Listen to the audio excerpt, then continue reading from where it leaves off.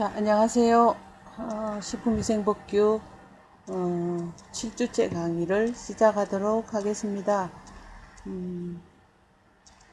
이게 지금 텍스트 형식으로 되어 있어서 여러분들이 상당히 좀 보기에도 힘들고, 제가 이렇게 그 강의를 진행을 해도 좀 이해 안 되는 부분들이 있겠지만, 법규라서 제가 PPT 만드는데 어떤 뭐 도식을 넣는다든가 아니면 무슨 뭐 사진을 넣는다든가 그림을 넣을 수 있는 그런 상황이 아니기 때문에, 그냥 중요한 부분에 있어서 식품위생법에서 제가 발췌를 합니다. 그 법제처 들어가면은 거기에서 이렇게 제가 텍스트 형식으로 하니까 여러분들 좀 지겹고 별로 눈에 안 들어오고 귀에 잘 안 들린다 하더라도 이해를 좀 해주시기 바라면서 7주차 수업 진행을 하도록 하겠습니다. 아마도 이번 주는 여러분들 뭐 중간고사를 치러야 될 기간으로 알고 있습니다. 근데 중간고사는 치지 않고 기말에 제가 한꺼번에 시험을 치겠고, 또 중간고사든 기말이든 어차피 지금 이 수업 진행 자체가 온라인으로 하다 보니까 여러분들의 경우라면은 저희들 전달하는 입장에서 그렇고 받아들이는 입장에서 그렇고 어떤 그 상호 어떤 그 교류가 조금 떨어지는 게 있지만, 사회적으로 어쩔 수 없는 이런 그 천재지변과 같은 상황이 일어나기 때문에 그러하다고 여러분들이 좀 이해를 해주시면 좋겠고, 기말에 시험을 쳐서 저는 가능하면 여러분들에게 아주 후하고 좋은 점수를 학점을 드리도록 노력을 할 테니까, 여러분들도 거기에 맞게 학점만 잘 받는 게 아니라 도대체 우리가 이번 학기에 뭐 배워야 할 내용이 무엇인가에 대한 것들은 일단은 그 인식을 하시고, 나중에 현장에 가서 식품위생법을 배울 때에 그래도 뭐 일반 음식점 영업에서는 어떤 기준이 있더라, 또 아니면 집단급식소에서는 업종별 시설 기준은 어떠한 것을 준수해야 된다는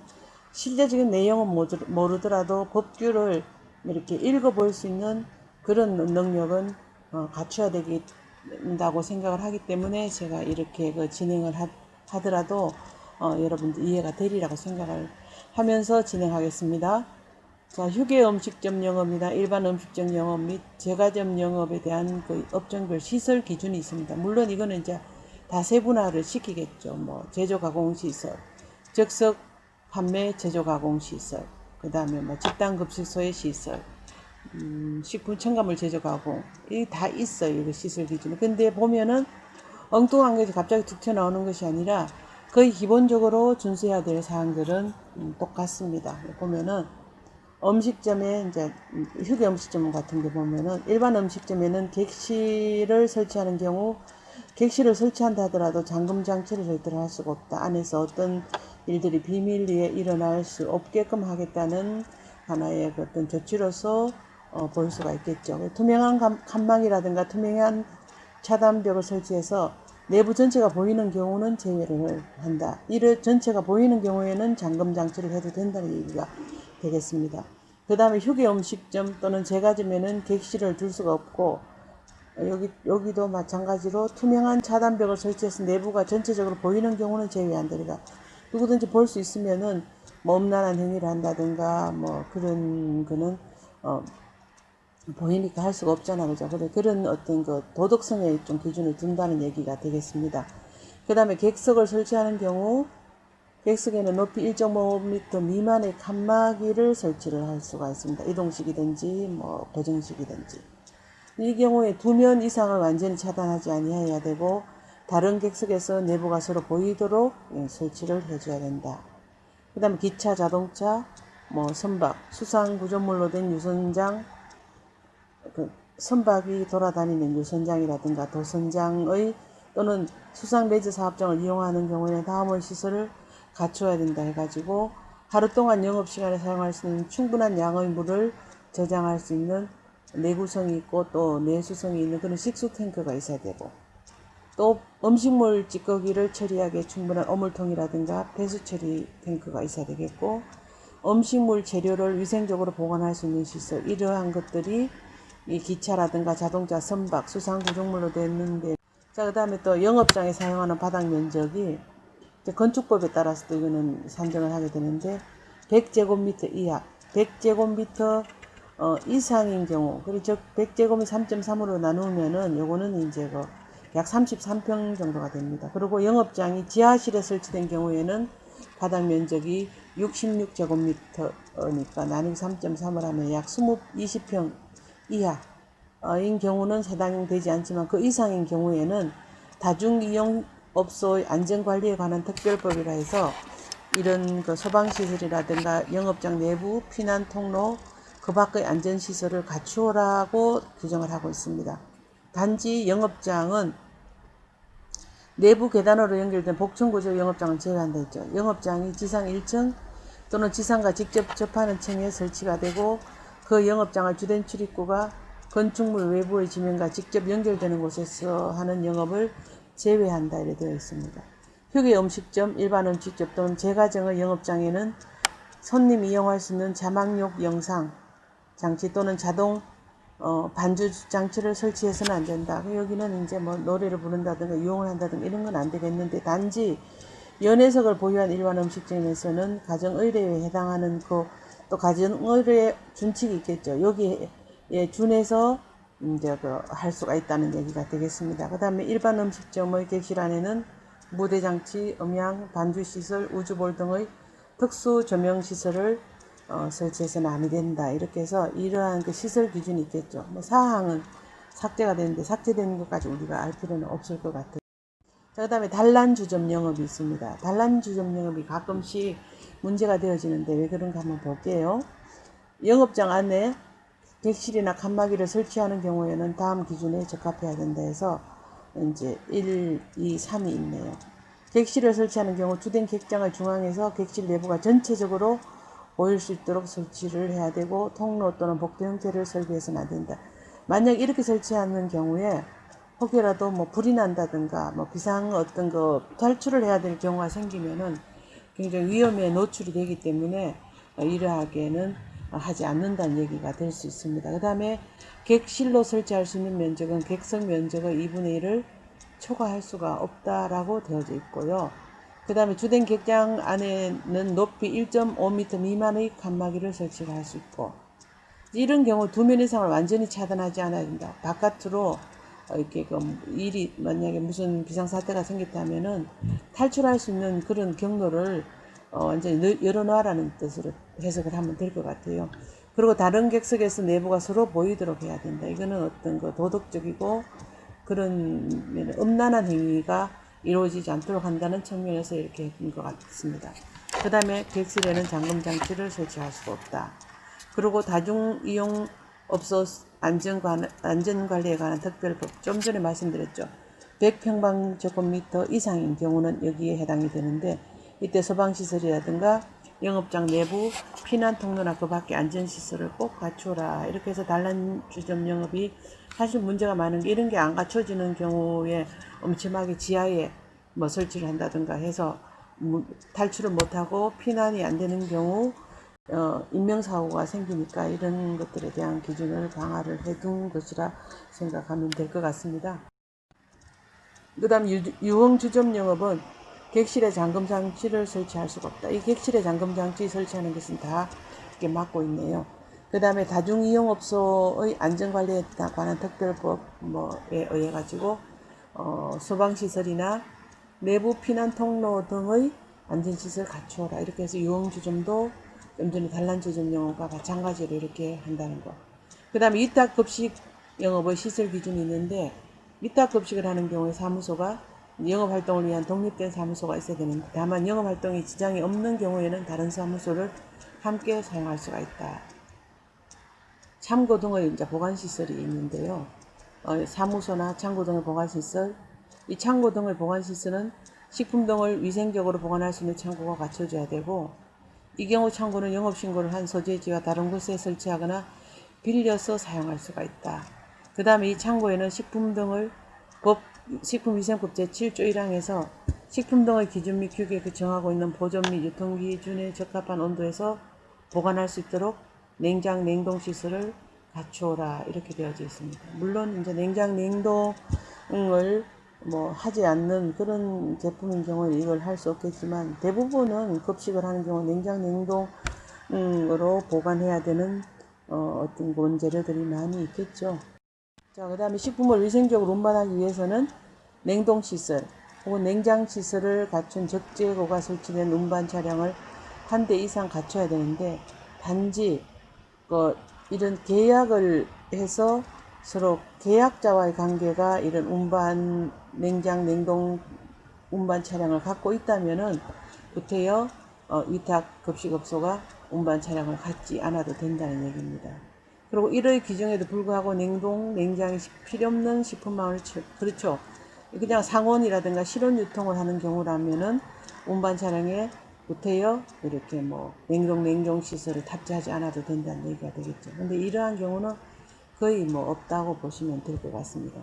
그 다음에 식재료를 처리하는 시설은 이제 본다면 식품 첨가물이나 다른 원료를 사용하지 아니하고 농산물, 임산물, 수산물을 단순히 자른다든가 껍질 벗기거나 말리거나 소금에 절이거나 숙성하거나 단순 이제 가공이죠. 가열, 살균의 목적 또는 성분의 현격한 변화를 유발하기 위한 목적의 경우를 제외하는데, 이런 가열 등의 가공 과정 중에서 위생상 위해 발생의 우려가 없고 식품 상태를 관능 검사로 확인할 수 있도록 가공하는 경우에는 그 재료 처리 시설의 기준이 나목에서 마목까지 규정한다. 여기 마목 있고라 쭉 앞에 가나다라 나목 있었죠. 그죠? 요거에 준용해서 식재료 처리를 위생적인 처리 시설에서 한다, 냉장 냉동에서 한다, 이렇게 거기에 규정을 맞춘다는 얘기입니다. 그 다음에 나에서 라까지의 시설 기준에도 불구하고 집단급식소의 창고 등 보관시설 및 식재료 처리 시설을 이용하는 경우에는 별도의 보관시설이라든가 식재료 시설, 위탁이니까 위탁해서 집단급식소에 납품을 하는 경우에 자기가 갖고 있지 않고 집단급식소에 있다면 여기에서만 있으면 된다, 이 얘기입니다. 그리고 위탁급식업자가 식품을 직접 운반하지 않은 경우에는 운반시설을 갖추지 아니할 수 있다, 이렇게가 법으로 규정을 하고 있습니다. 그 다음에 별표 이제 15를 보면은 적석 판매 제조 가공 대상식품인데, 이 적석 판매 제조 가공 대상식품들은 실제적으로 식품 제조 가공 대상식품에서 많이 이쪽 핀으로 이제 영업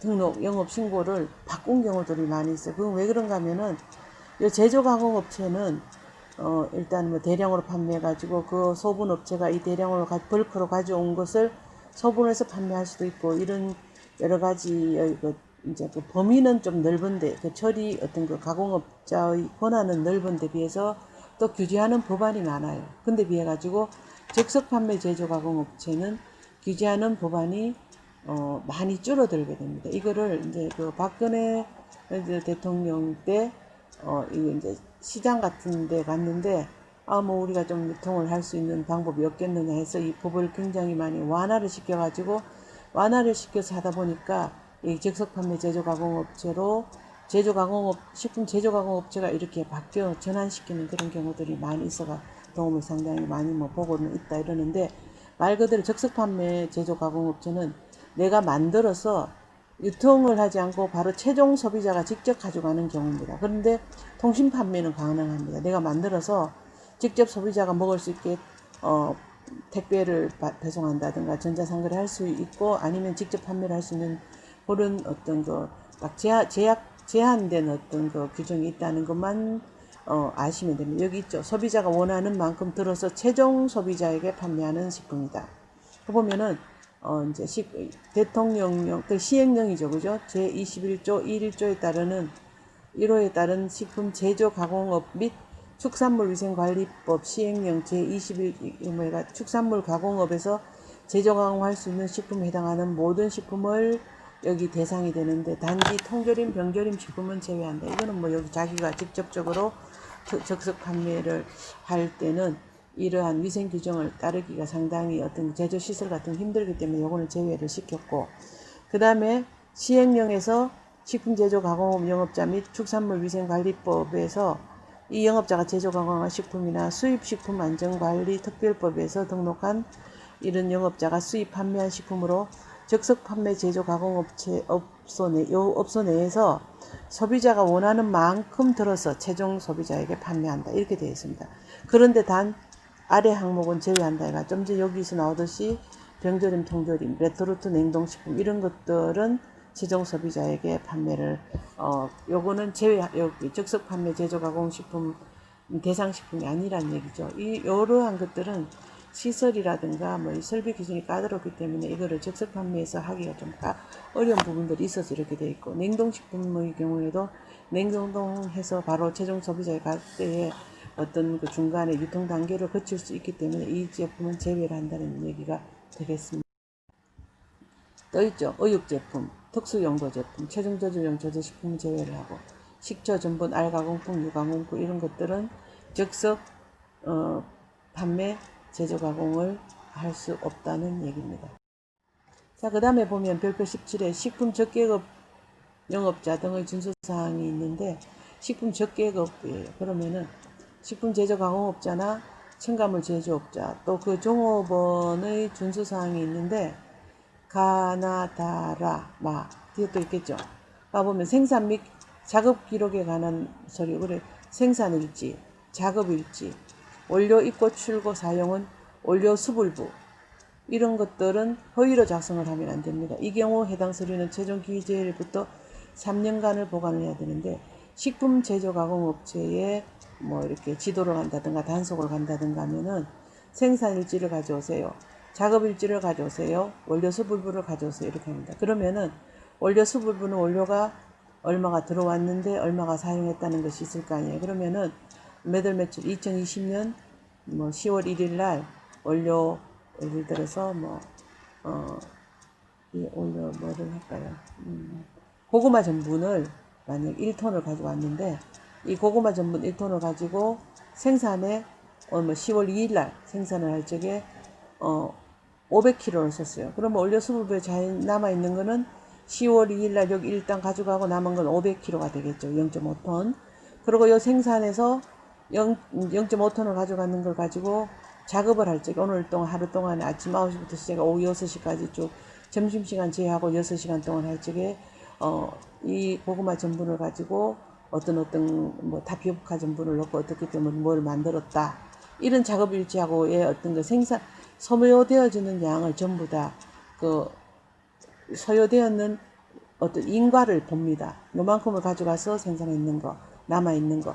근데 이러한 것들이 맞지 않을 것 같으면, 물론 로스유는 플러스 마이너스 5%라다 2%다 해가지고 그 허용 기준치 안에 넣어둡니다. 그러면은 그거가 맞지 않는다면은 이거는 허위로 작성됐다 해가지고 이런 위생법 57조를 위반돼서 가진 거 뭐 과태료를 부과하게 되겠죠, 그죠? 그리고 이거는 3년간 보관하는데, 최근에는 그 보통 제조가공업체가 ERP라 그래갖고 전체적인 그 서류를 전산화시킨 시스템을 삽니다. 그거를 이런 전산화 시스템은 여러 판매하는 그런 업체에서 사가지고 컴퓨터상으로 보관을 하고, 예전에는 이걸 전부 다 장부로 다 기록을 했죠.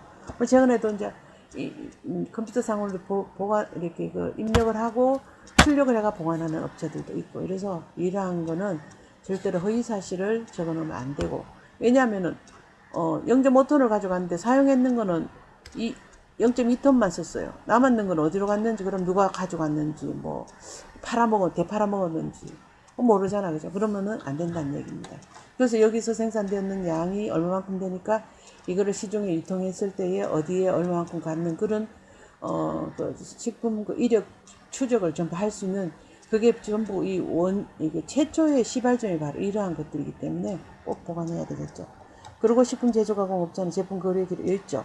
생산되는 거를 제품 거래 기록을 작성을 하고, 이 거래 기록을 또 3년 보관해야 되고, 어디에다가 거래를 했는가, 도매상 어디 아니면 직매장, 아니면 또 온라인상으로 얼마 했다 이렇게 해가지고, 만약에 어떤 식품 사고가 났을 때 이물 사고가 났다, 또 아니면은 들어가 있으면 안 될 어떤 위해 물질들이 들어있다면은 자진 회수를 할 때도 이러한 관계를 보고 회수를 하게 됩니다.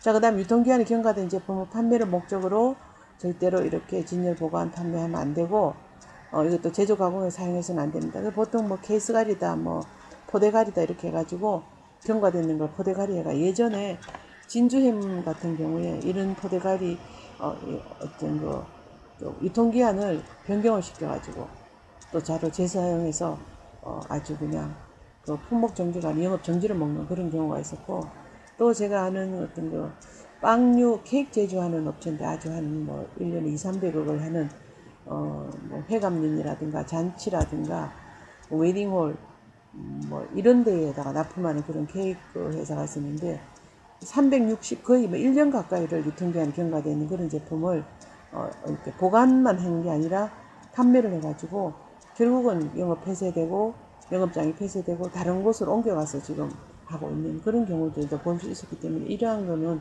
기본적으로 제조가공업체라든가 첨가물 제조업체가 준수해야 될 법적인 중요한 사항입니다. 이건 삭제가 됐고, 그 다음에 제조가공업체는 장난감 등을 식품가에서 한 개 포장하는 경우 장난감이 구분해서 별도로 포장을 하고, 또 이거는 안전기준에 적합한 것이라 합니다. 그 다음 여기 보면은 식품 제조가공업자라든가 첨가물 제조업자는 여기 따라서 식품 위탁한 제조가공업자 반기별 6개월에 한 번씩 위생관리 상태를 점검해라.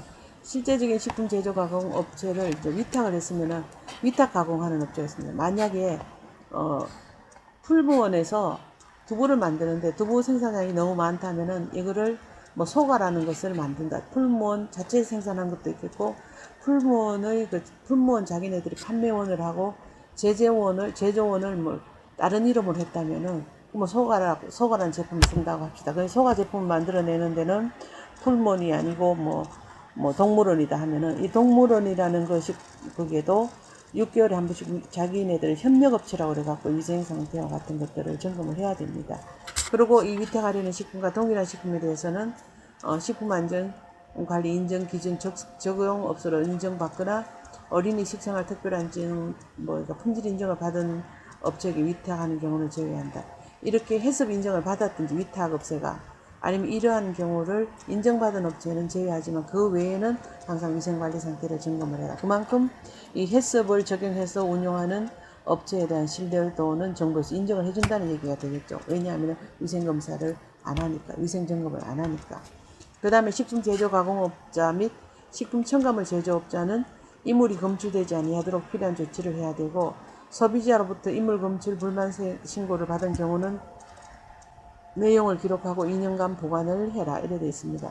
만약의 경우에 이 소비자가 제시한 이물과 증거품을 이렇게 사진 해당 식품을 6개월 동안 보관해야 되는데 부패한다든가 변질 우려가 있는 경우는 약 2개월 동안 보관을 할 수가 있다. 이렇게 해서 보관을 하라는 얘기. 자, 그 다음에 식품 제조 가공업자 자 이래 되어 있는데 표시 등에 관한 법률 를 위반하여 허가받지 않은 작업장에서 이렇게 하는 경우에는 제조 가공에 사용해서는 안 된다. 이거 한번 보시기 바랍니다. 또 뭐 제조 가공 법률에 관한 4조 5조에 따른 표시사항을 표시하지 않은 축산물은 안 된다는 얘기죠. 표시를 해라는 얘기입니다. 정확하게 출처가 어딘지 또 위생적인지 안전한 것인지 이런 것들이 아니면은 절대로 사용하면 안 된다는 안전에 관한 기준이 되겠습니다. 그 다음 이거는 이제 그 어떤 뭐라 그럴까요? 제조수? 우리가 뭐 용수라고 얘기하는데 수돗물로서 상수도를 쓰든지 아니면 지하수를 쓰든 상관은 없는데 만약에 수돗물이 아닌 지하수를 쓰는 경우에는 수질 검사를 1년에 한 번씩 해야 되는데 음료류 예를 들어서 뭐 이렇게 뭐 착즙을 하는데 만약에 뭐라 그럴까요? 블루베리 음료를 착즙을 해서 거기다가 물을 더 희석을 해서 넣는 경우라면은 그런 경우에는 이제 그 음료류잖아, 그죠? 그러면 식혜를 만들 때 물을 넣는다든가 이렇게 하는 마시는 용도로 사용되는 식품인 경우에는 6개월에 한 번씩 수질 검사를 해야 됩니다. 이 지하수가 그렇고, 그죠? 그 다음에 먹는 물 관리법 제5조에 따른 먹는 물의 수질 기준에 따라서 검사를 받아서 맛있기에 적합하다고 인정된 물을 사용을 해야 됩니다. 그래서 이 먹는 물에 대한 기준은 굉장히 엄격하고 이 물로 인해서 여러 가지 어떤 그 식중독이라든가 뭐 이런 것들이 올 수 있기 때문에 특히나 집단급식소는 겨울에 노로바이러스와 같은 것들의 발생이 상승됨에 따라서 엄격하게 관리를 하죠. 그리고 학교급식은 특히나 6개월에 한 번씩 이제 그 검사를 하는데 그것도 이제 수질 검사 성적서를 수도세를 내는 경우에는 수도사업소에서 이제 이게 다운을 받는다든가 그 공문으로 요청해서 받아서 이렇게 게시판 같은 데에 부착을 해놓으면은 상당히 좀 신뢰감도 줄 수 있고 좋은 어떤 그 관리가 된다고 평가를 받을 수가 있겠죠. 그죠? 그래서 근데 뭐 이렇게 바닥을 청소한다든가 청소용품이라든가 이런 경우에는 지하수를 뭐 쓰는 경우들도 겸용에 쓰는 수도 있지만 수돗물하고 지하수를 겸용으로 같이 쓰는 제조업체와 같은 경우에는 훨씬 더 엄격한 관리를 받습니다. 왜냐하면 제조가공에 지하수를 쓰면서 안 쓰는 것처럼 하고 수도세가 비싸니까 지하수 그냥 모터만 돌리면 된다 이렇게 해서 하는 악질적인 그런 제조업체도 굉장히 의외로 많이 있습니다. 그래서 뭐 김치 제조업체에서 이런 경우 쓰면은 식약처에서는 어떻게 하냐면은 수도세를 내는 영수증을 갖고 오라고 얘기를 합니다. 그래서 관리가 잘 되고 있는 진짜 수돗물을 쓰는지 수돗물을 쓰는 만큼의 어떤 그 해썹 관리 기준에서 생산된 사용하는 물의 양하고 수도세에 내는 물의 양하고 요금이 똑같은가를 비교 엄격하게 하면 그렇게까지 관리를 해가지고 점검을 하는 경우도 있어요. 그 다음에는 여기 마지막 페이지인 것 같은데 차, 카, 타, 파, 거 이래 되는데 이유식은 그죠? 특히나 요건 뭐 삭제를 했네 그죠? 그 다음에 요것도 위해 평가가 완료되기 전까지 일시적으로 금지된 제품에 대해서는 제조 가공 판매를 하면 안 된다는 것.